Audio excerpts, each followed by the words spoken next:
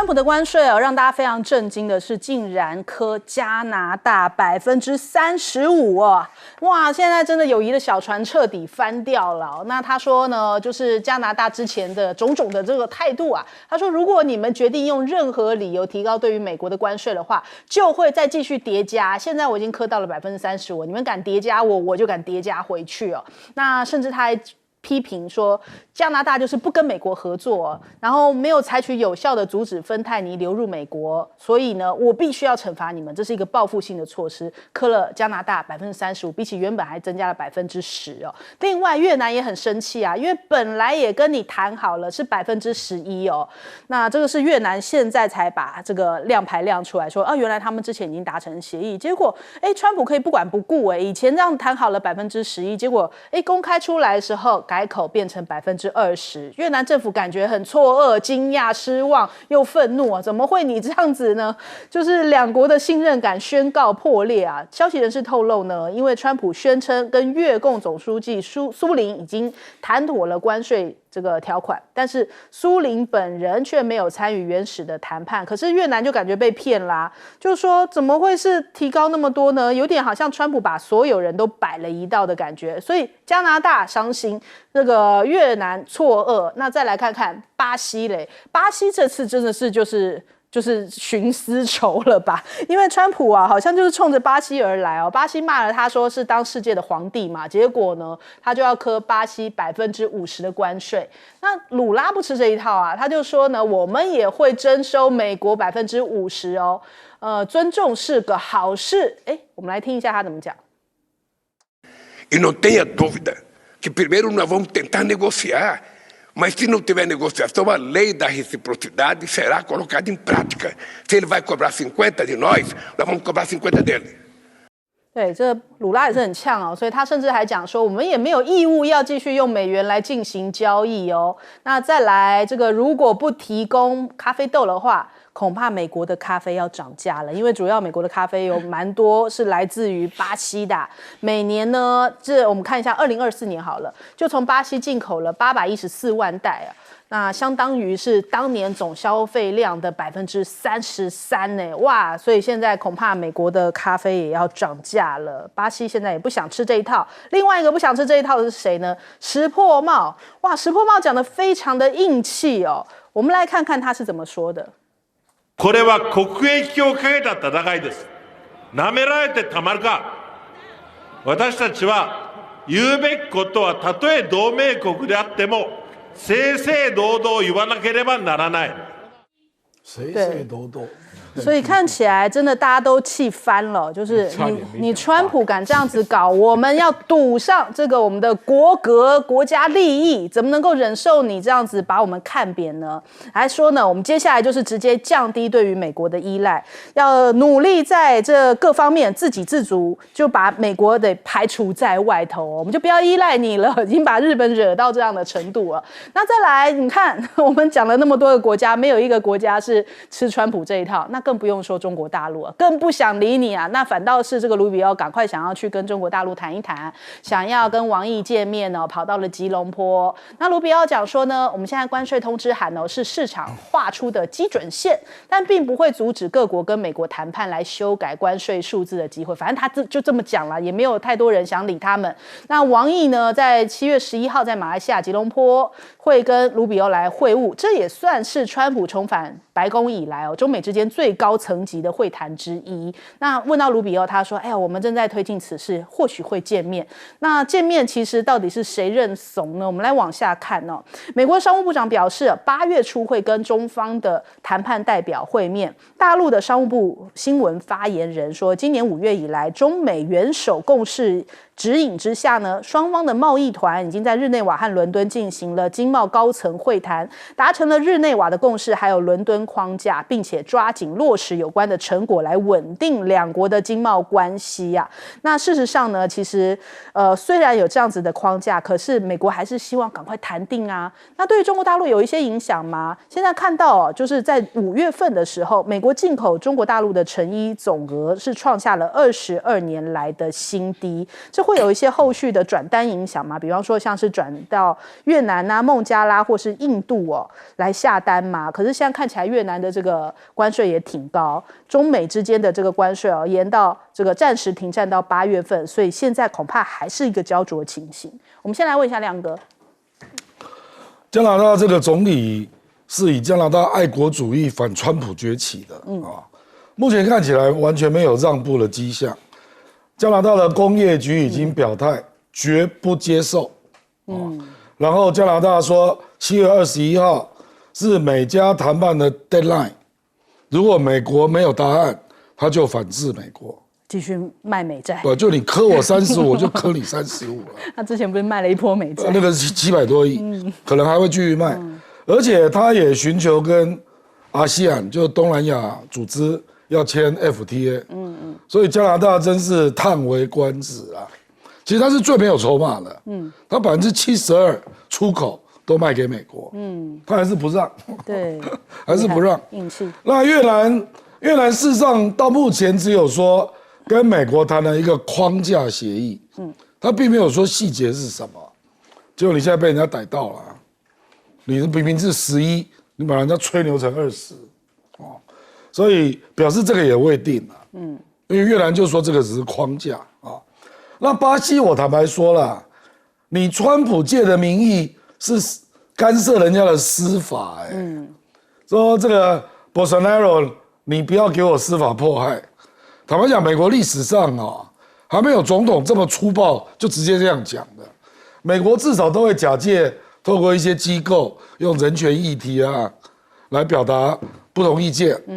川普这个是直接说你把他给我放了那我觉得他还有第二个国家也是他也跟以色列施压说以色列你们不要用司法办纳塔尼亚胡，不知道他是谁那巴西鲁拉坦白说了，他大概是金砖国家最直接呛川普的人他就说本币交易干你屁事那我不要用美元来跟第三方国家交易，这干你屁事我又不是跟你做贸易，对，我是跟第三方国家，凭什么要用美元来让你赚手续费？他要用本币嘛，那即使用人民币，手续费也比你低那目前我估计他会反制50%啦。我跟你讲，美国跟巴西的贸易实际上是顺差，你知道，美国卖给巴西是494，巴西卖给美国是420。所以美国是顺差74亿而且这15年来都是顺差，所以我不知道川普是要干嘛到时候鲁拉就开始对你的美国企业反制关税那叫你回去跟你们的老板讲所以我认为这个鲁拉也不会让步了那日本至少到7月20号参议院选举之前不可能让步了。因为目前相差不大，那石破茂也是用爱国主义想要提高自己的支持率，所以我觉得不容易啦。加拿大、越南、巴西跟日本都卡住了。好，赖老师，其实川普还在等待你们来妥协达成协议因为他的生效日是8月1号嘛，所以他公布的并不是说我公布那一天我就生效了。还是在等，你来你来我已经给你这么高了，你来那他现在其实内心里面害怕、担忧、空虚、心虚，为什么？因为他其实极端恐惧，如果没有一个国家来呢，就没有人理他呢，那就好像7月9号一样当时他也宣布，从4月2号宣布以后，后来4月9号改为7月9号，就是3个月内你来你来然后他就把4月2号的说，你看你们不来的话，就这么的严重结果呢，到了7月9号的时候，没有几个国家来那他一看，那怎么办？那你就直接宣布嘛，你如果真的那么有勇气，你就直接宣布7月9号就课征嘛。结果没有，不敢，所以现在又延到8月1号，来呀，我第2次宣布喽。其实换个花样而已，然后还是没有课征，因为还在等待你来跟我妥协。好，那我们的问题就来了，如果这些国家就看说，哎，反正就这个样子嘛。如果要课对全世界都课，看你倒还是不倒，是你倒还是我倒？当然是你美国倒嘛。因为当你美国对全世界都课关税的时候，你全世界的货物进美国都这么的贵的话，你美国的经济怎么撑得下去？你的市场一定萎缩，市场萎缩，那它出口一定会减少，他们就找别的自由贸易体来卖嘛。对，就本来就是这样的情形，所以你美国的东西就买不到了。可是你的国内的制造商没有办法满足美国人民的需要。所以你就是缺电脑、缺平板、缺文具、缺书、缺笔、缺什么，连教科书都印不出来。你连教科书都要海外印，那你这个时候你连运动鞋都没有人，什么都没有的情形下，你看美国的人民要不要跟他造反？其实川普怕得要死，他害怕极了，他就是怕你不来跟我签。我告诉你，大家都跟鲁拉学，鲁拉最硬气，鲁拉宣布退回去。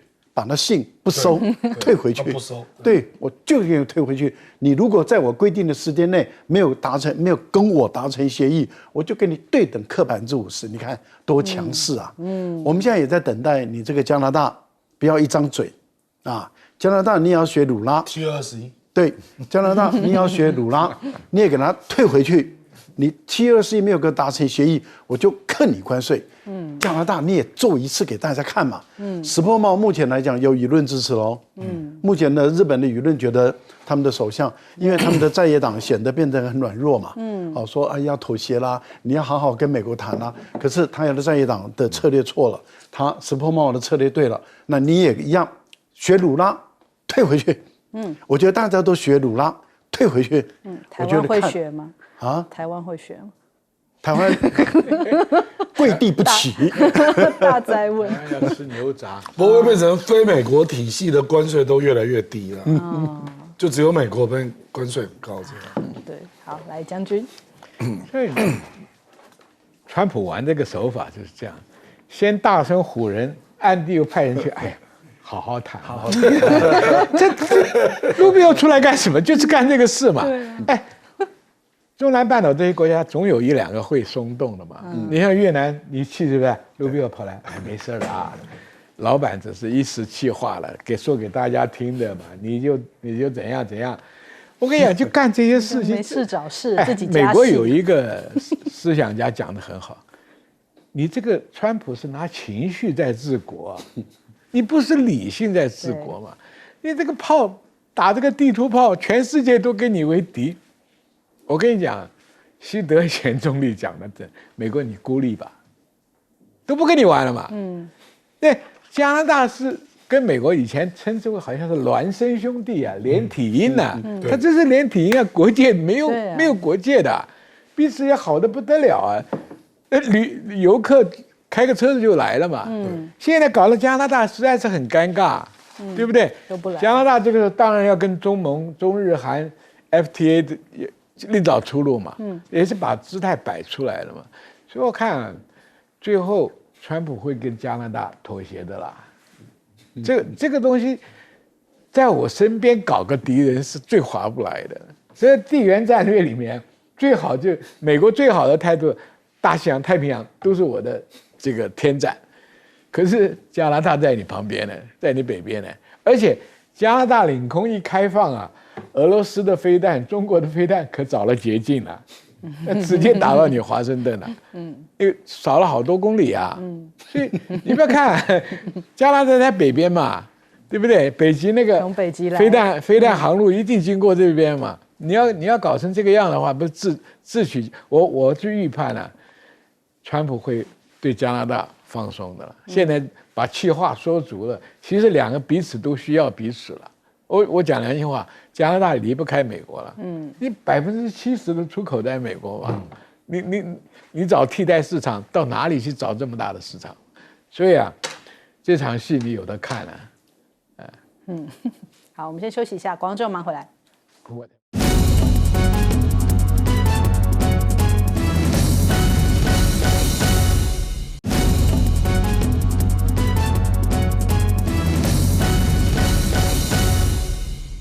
美国的企业家都知道，川普这个人得罪不得哦，特别是看到现在马斯克跟他这样互撕的这么严重啊。那当然，黄仁勋也懂嘛。黄仁勋现在要去到北京啊，所以先去白宫报道一下，所以让这个他跟川普这个同台的画面先释放出来。辉达执行长黄仁勋就到了白宫跟川普见面啊。那会谈的内容没有公布但是也是表达一个尊重。那辉达发言人拒绝评论此事哦。那事实上呢，现在看到辉达的市值站上了4兆美元，可是黄仁勋是非常在意中国大陆市场的，下周就要去到北京来拜会大陆的总理李强。那他提到了，就是现在目前呢，这个是在下周3，主要有一个活动是中国国际供应链促进博览会，他想要去参加。那黄仁勋一直公开表示美企需要进入到全球最大的半导体市场，也就是中国。他自己频繁的访问中国大陆此次重返中国正是一个敏感的时刻。那他作为 AI 晶片的龙头企业，现在辉达就正陷在中美科技冲突之间。不过呢，他又要替大陆在打造一个特供版的这个新的 AI 晶片。然后上次这个特供晶片被美国给喊卡了嘛，可是他这次当然要带上大礼啊，来参加这个供应链促进博览会。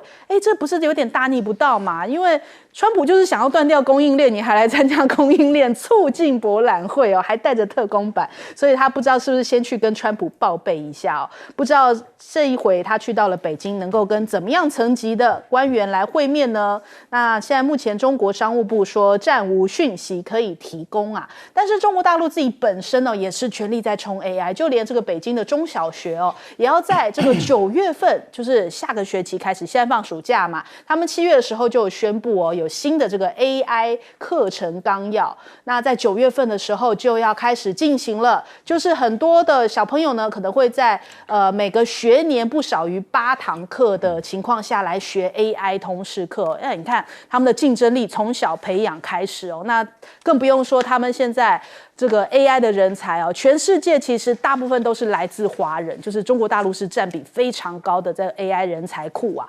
那好，我们来看一下中国大陆的晶片首富这个于仁荣，他有1200亿建大学教半导体那他其实是宁波市政府跟浙江省共同支持，国家重点扶持的新型研究型大学定点、高起点、小而精，聚焦 AI、集成电路还有智能制造、无人技术这些所有现在大陆最夯的科技他们都要在这个课程里面安排，所以他们现在是已经重点式的在培养这个 AI 领域的人才了。那小米的 AI 眼镜现在也是掀起了百镜大战。还记得过去我们讲到了这样子的智能眼镜都是那个 Google Glass， 可是现在已经是翻篇啦，现在已经是中国大陆的时代了。不仅小米 AI 现在抢足了话语权之前是好像有一点讲到眼镜好像显得有点冷门，有些人讲说体验感也不好，可是现在中国大陆又把这个话语权拿到了自己手上，开始又进行了他们这个业界之内的这个卷战就大家开始比价格、比功能所以现在形成了一个百镜大战另外呢，华为的 AI 晶片也已经出海啦，在中东跟东南亚形成了这个新战场。哇，那美国是不是要赶紧回防所以人家在讲说，看起来恐怕这个又是一场这个新的战争，就是 AI 晶片之战美国你去限制人家，结果现在反倒呢可能自己要先失掉市场了。另外看看这个太空站，同样也是川普现在又自废武功了吗？他说要砍掉2000多名的 NASA 员工那前 NASA 高层就在讲说你小心这个恐怕又要让中国大陆弯道超车，就像是电动车一样。中国大陆现在在太空领域也有这个弯道超车的这个态势，结果你在这个时候还把员工给废掉，要裁员。那还有很多的官员跟这些科学家联名就讲说你这样大幅削减 NASA 的预算未来整个太阳系都要拱手让给中国了。那中国大陆的 AI 算力已经卷上天了，现在目前在布局2800颗 AI 算力的卫星，组成了太空计算星座计划。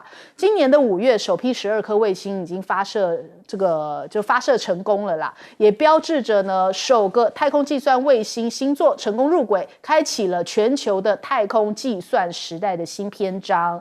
那是不是就等于像是电动车模式搬上了太空？美国的媒体在讲在中美的太空竞争当中，已经发生了重大的转变。这是来自彭博社的报道哦。他们说，现在 NASA 是一片混乱，但是看看中国大陆是稳步推进这个太空强国的计划。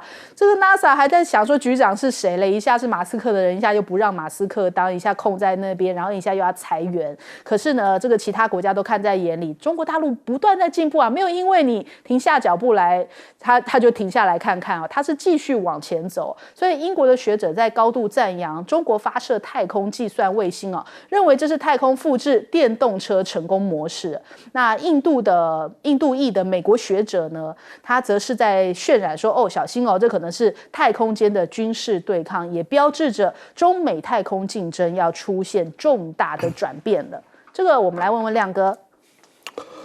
我觉得黄仁勋他不止市值破了4兆啊，他应该是中美双方都可以信任的科技大佬啦。这种人很罕见啊。那这个，我觉得他去中国大陆之前特别抛出跟白宫的合照啊，这个可能有一个意涵呐，因为你知道嘛，中国大陆那个李成钢就说框架就是稀土换晶片，那你晶片都一直都不放。那中国大陆审批稀土怎么可能加快？他没有下台阶嘛，所以我认为黄仁勋这个很可能是最后一搏了。最后川普他的时间也差不多了，所以就是再去跟大陆好好商量，说我再做一个新规的晶片啊，那白宫那边说可以啊，那你们这边可不可以啊？那就是还是要争取能够卖大陆市场。那其实他看中大陆市场是可以理解的啦，因为你去想一想嘛，中国大陆现在陆续推出这么多的大语言模型，然后会适用在各种场景，那到时候不知道会有多少产品出现，那个通通都要用 GPU 你想想那个市场有多大？那第二个就是机器人，还有工业4.0。中国大陆论那个我们讲机电这个市场，结合人工智能，100%是世界最大的啦。那这个也要用 GPU， 然后场景的应用加上那个大语言模型也要 GPU。黄仁勋比我们都聪明啊，他怎么会没看到？对不对？所以他早就料到了，中国大陆未来的 GPU 的需求量会超过美国啊。他怎么可以不紧抓呢？对不对？所以我基本上是认为他成功的几率蛮高的啦。那也祝福他会成功啊，因为他说9月如果顺利，9月就可以投产了嘛，对不对啊？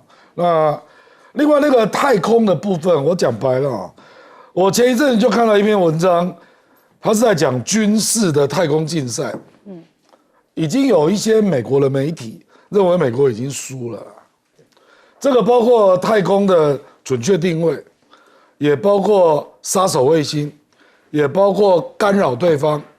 还有太空的科技跟地面的传统武器的整合，这3个面，美国人认为他都输了，所以这个运用到民间，这个只是必然的结果啦，就是这样。好，赖老师，黄仁勋的公司现在变成全世界最大的公司了哈，已经超过苹果电脑苹果都输了Meta 也输了Amazon， 美国的所有的公司都输了。所以它是全世界最强大的公司，一家公司有120兆台币，120兆，各位想想，我们台湾的整个 GDP 的总和才多少？它一家公司比台湾全部都富有，所以事实上黄仁勋的影响力，它已经是不同于一般的它事实上已经在现在跟未来它的影响力会远远的超过美国的那一些顶尖的。甚至不管是马斯克啦，或是祖克伯啦，所有的其实都不如黄仁勋的影响力了。这个是非常可怕的。它是台湾 GDP 的5倍。对，你有没有想过一家公司？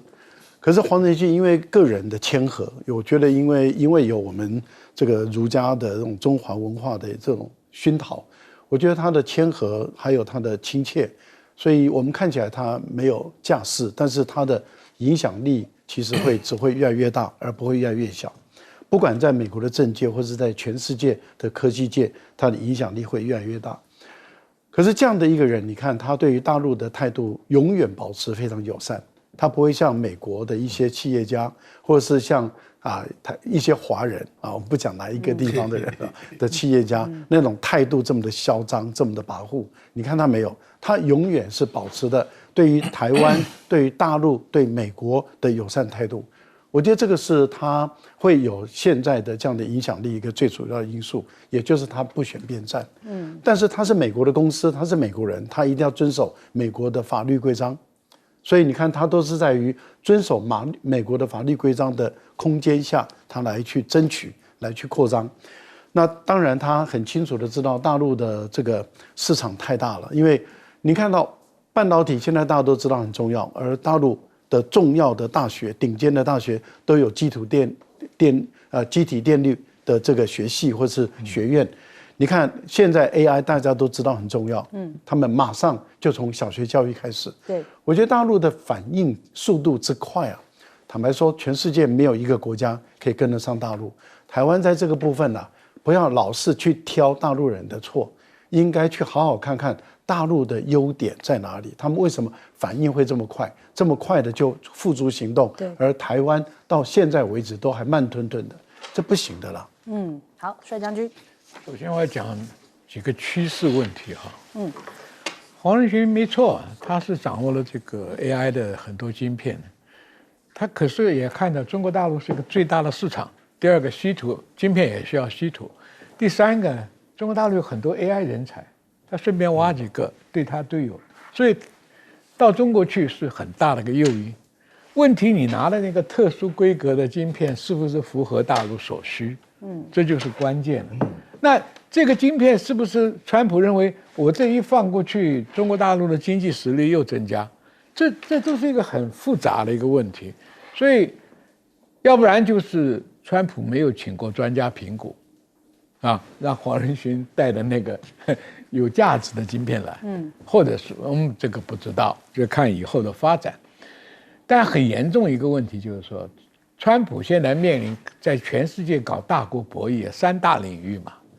第一个军武科技，对不对？第二个最大是经济实力，第二个是军武科技，第三个各国的外交关系，这3个领域。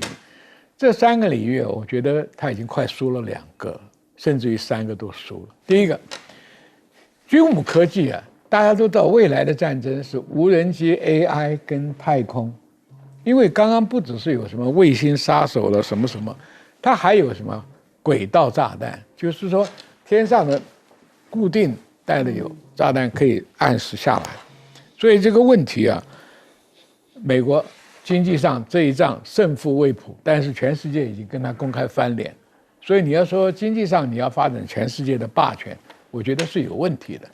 第3个外交，今天动不动要人家总统去 kiss 他的 ass， 这种粗暴的，你能够在外交圈里树立美国有一个专家讲得很清楚，美国累积了100多年的软实力，软实力不是光个科技就是你在国际上的 reputation， 你的名声，你主持公道的这个可信任度，被你川普一个人败坏光了，对不对？以前大家把他当成世界上最大的这个，我们讲黑道讲花式人你是最有实力的国家，联合国里面的龙头老大，现在没有人这样看你了。因为你自己把你自己手下的最有力量的都给弄走了嘛，对不对？你最亲密的加拿大也离你而去，你跟中国左起的2把手。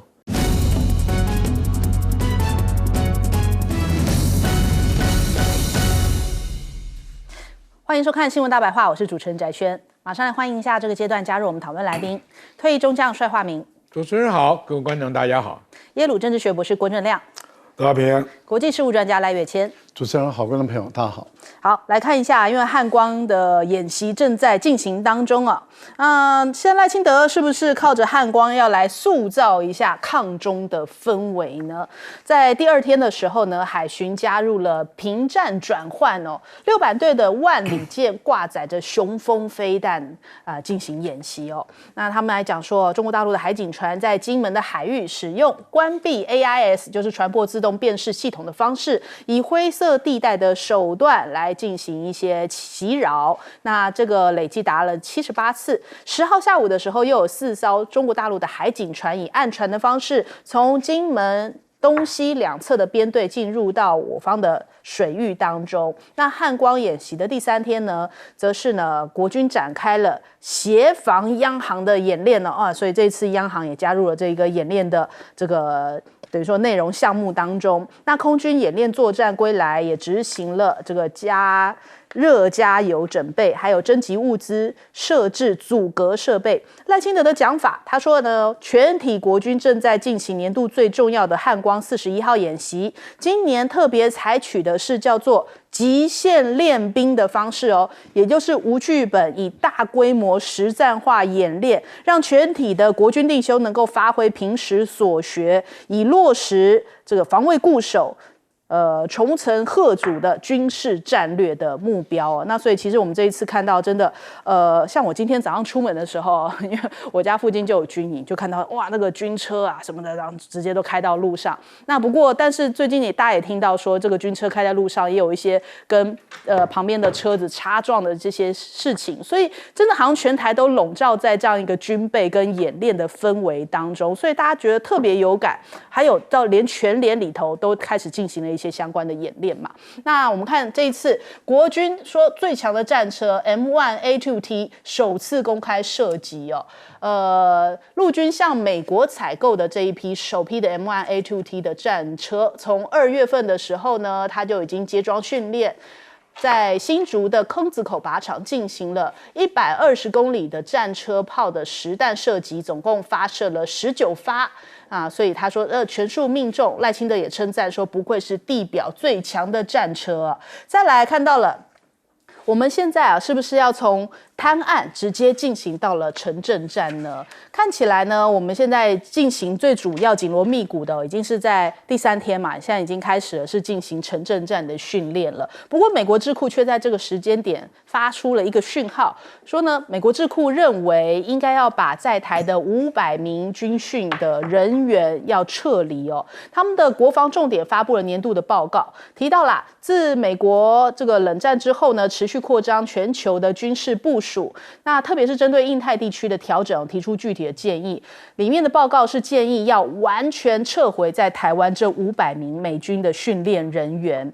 台湾是不是只是一个小岛呢？美国的智库讲说其实也应该要撤掉驻韩美军50%不要卷入台海战争。你看接连发送出这个讯号那跟这个民进党告诉大家的台美坚若磐石就我们遇到困难的时候，美国一定会出兵。结果现在呢，还只是在军演阶段，他们的智库就一直讲说，不但是要撤走台湾的，连旁边韩国的也要撤走一半这个讯号怎么好像跟民进党告诉我们的不太一样呢？那另外看看这个尹锡悦，他是以叛国新罪名，就是蓄意挑衅北韩这个事情所以呢，现在又要来这个把他羁押起来，又被逮啦。这个获释4个月之后，又再度被逮。他过去呢是说怕北韩威胁，而今天呢，南韩人民弃尹锡悦为了要巩固政权去挑衅北韩，当时他就蓄意向北韩发起无人机这样的挑衅行为也是让大家觉得说这是一种叛国的嫌疑。再来看到了我们的关税问题，现在也是在同样这个节骨眼。现在台湾真的是事情非常多又有关税，又有大罢免，然后又有军演，然后甚至还有大绕境，就反正很多事情都在同一个时间点让全台整个好像闹哄哄的那现在我们的关税到底会是落在哪里呢？川普这一番话，可能这个民进党又要开心了。他说，剩下所有国家都得付关税，税率是15%到20%。所以他们就认为说，对，这个川普也是承认我们是国家的，所以我们应该就是落在15%到20%这个区间所以他们又觉得挺开心的，就是这个代表我们也被承认，但我们真的是被川普承认的那15到20之间嘛？真的是到时候真相大白的时候，恐怕就是不知道会是什么样的一个状态啦。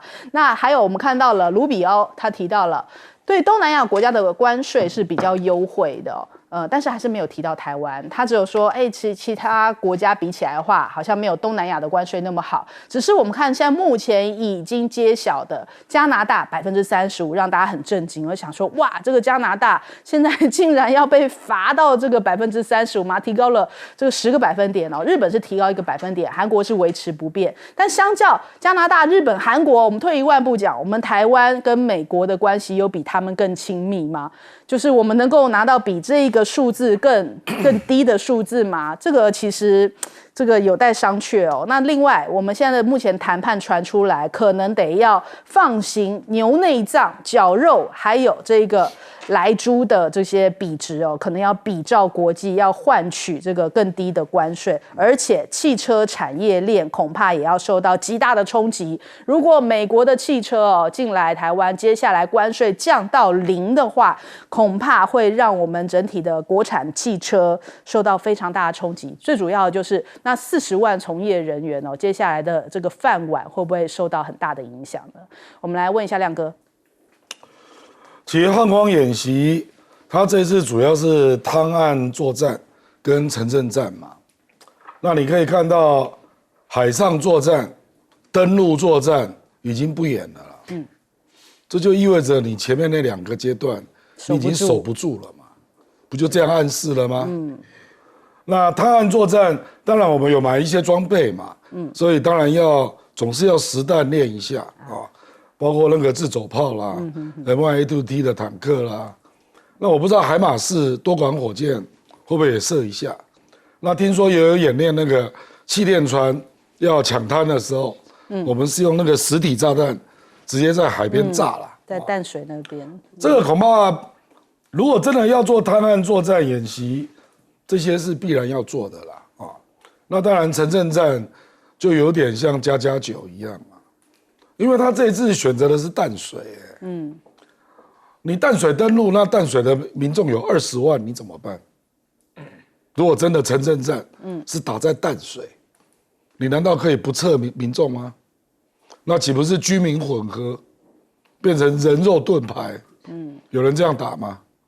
乌克兰就不是这样打啊，乌克兰不是这样打，都有一定的民众无法撤离，所以马里乌波尔。民众就死了12000人。你如果是淡水这种状况，你民众有20万，你都不撤，那你是准备要死多少人啊？怎么可以这样演练呢？那你如果要演练城镇战，你应该要假设断电断网吧，这个合理的铺排吧。到时候全年还会有店员在那边发粮食吗？你觉得这合理吗？所以我是觉得。城镇战这一段我严重怀疑啦，是美国要求的啦，就美国要强加啦，那我们很为难嘛，因为城镇战没有人这样演练的啦。城镇战这次俄乌战争你也看到，最终的最厉害的打击是无人机嘛，你有这个项目吗？如果大陆如果真的打台湾啊，他到时候要打城镇战。无人机恐怕是上万架，那你怎么办？所以你那个时候那个坦克能不能存活，我都严重质疑了。所以赖清德在那边说：“哎呀，打得好准啊，地表最强。”你去看一下俄乌战争的城镇战，坦克车全军覆没，几乎没有一架坦克可以存活的啦。所以他们都退到后面，都直接用炮弹在打嘛，就是这样嘛。所以我是说可见这个科目并不是我们熟悉的啦那至于这个我们讲那个关税现在真的不知道怎么办这个15到28绝对不是台湾因为我跟你讲，美国人家是根据一些数据在算的，不能说谁想我喜欢你没有这样的啦。喜欢你只有以色列啦，我讲白了啦那台湾跟日本、韩国就是对比3种数据了。一个是你的贸易顺差多大，我们是739，日本690，韩国660，你比人家高第二，你跟美国进口多少金额了？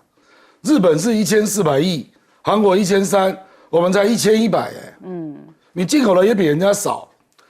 接下来就是你对美国投资的累计金额嘛？日本累计到今天7500亿美元啊，我们台湾了不起2000亿，好不好？韩国也超过你啊，所以你凭什么要更低的关税？所以我觉得我们台湾千万不要用自己的角度去幻想，你要从美国的角度，用国际比较的角度，你才会得到合理的数字啊。所以我们让了汇率还没有用，还不够。汇率不是谈判的主题啊，根本没有这一题啊，让心酸的，所以反正就大概是25起跳了。我们来问一下帅将军。我就先谈汉光演习好了。我是汉光演习的创始者的写第一个纲要计划的是我，1号、2号、3号。这里面他讲的话，那真的是唬老百姓的。演习里面通常我们以前叫做计划统裁。就是郭正亮到哪里，赖清德到哪里，那两边一对峙，然后算兵力，好，停止，又换一个位置再来。因为什么？对抗演习，我们不能自己的部队跟自己部队用真枪打嘛。美国有过对抗演习，他是用 Miles 那个雷射在身上射感应器，打到郭正亮倒就要在美国的测验场啊。把鞋子脱了挂在脖子上，走几十公里到新兵在征集站去报道，对兵是一个惩罚，就是说你动作不确实的话，你就会挨枪。没有这套设备啊，我们以前演习就发生过，我爱国，我拼死抵抗，我就是不退，那个演习怎么演得下去了？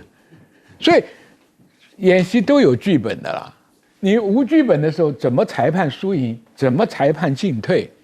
所以这个讲得很好听。我们搞演习人深深知道，自由对抗是最难做到，而且要有很多现场的裁判官，再加上 Miles 的感光器，枪口上面要装一个雷射发射区的一个去，然后你卧倒的不确实，你被打中了，你死了嘛？那伤亡一计算，还有你战术用的是不是巧妙？那你搞这么大规模，第一个我是搞演习的，你有多少裁判？你有没有这种感光器让人家裁定伤亡？没有裁定伤亡，没有裁定进退，谁知道谁打得对，谁打得错呢？所以这个东西啊，真的唬唬老百姓啊，就啊不错，加强演习时间我是赞成的，你演习科目会增加，但是有演习科目就有剧本，就有导演，就有裁判，要不然把部队拉在那里晃来晃去干什么？没有意义嘛。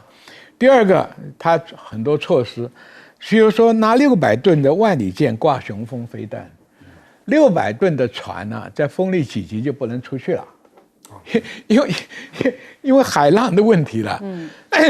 风平浪静的时候，600吨级的可以执行任务，你再挂上雄风飞弹是蛮重的东西啊。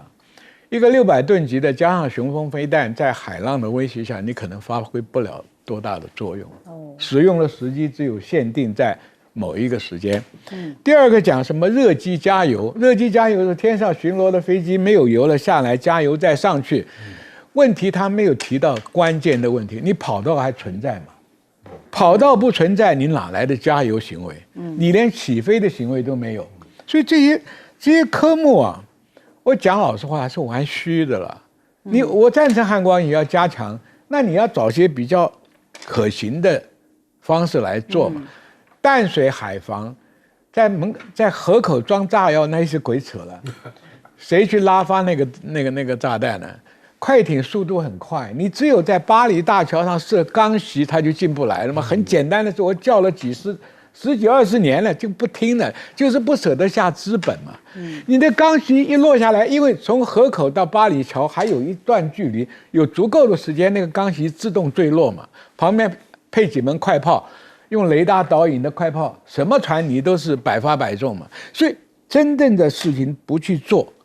第三个 M1 的确是全世界最强的坦克车，但是在俄乌战争里面看到 M1 坦克车也有那个内燃机的排气孔啊，比我这个桌子还大，那个是薄薄的那个百叶霜啊，那个无人机是垂直往下炸，你再强的坦克车里面的弹药自动熏爆啊。我就一直在呼吁，我们的坦克车不管是老的、新的、旧的，上面都要架棚子啊。